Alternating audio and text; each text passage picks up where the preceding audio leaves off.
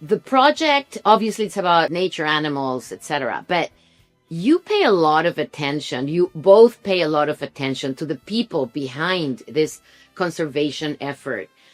Why was that important for your vision, Alex?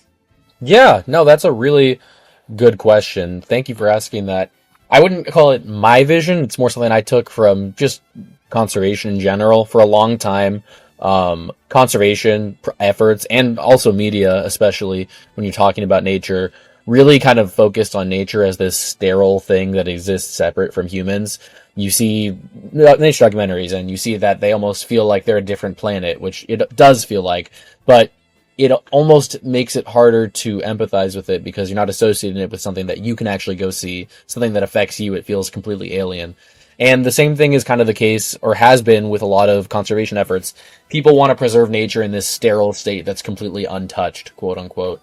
And as much as that would be great, that's just not possible. Humans have pretty much touched every single part of this earth, and we live in pretty much every part of it too.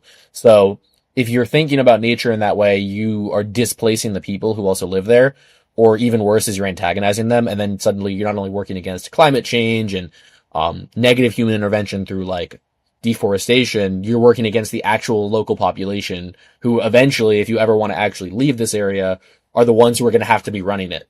So rather than try and work against that, we wanted to take a more humanist approach, which is something that people have now in the conservation sphere started to do. So really, we just took inspiration from them in terms of, okay, this is great, but this isn't sustainable from just one person in terms of what we're talking about with Jorge planting trees. You need the engagement of the local community.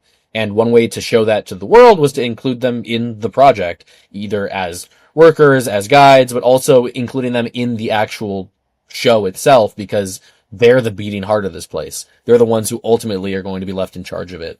So we thought it was just something, A, cool, because it's not something you see a lot in media, which is changing, which is good. But B, these underserved voices are the ones who are going to be the ones who actually speak out for this place at the end of the day. So, in a long answer, it's basically, this is the way that conservation has to work in the future. Otherwise, it just won't work.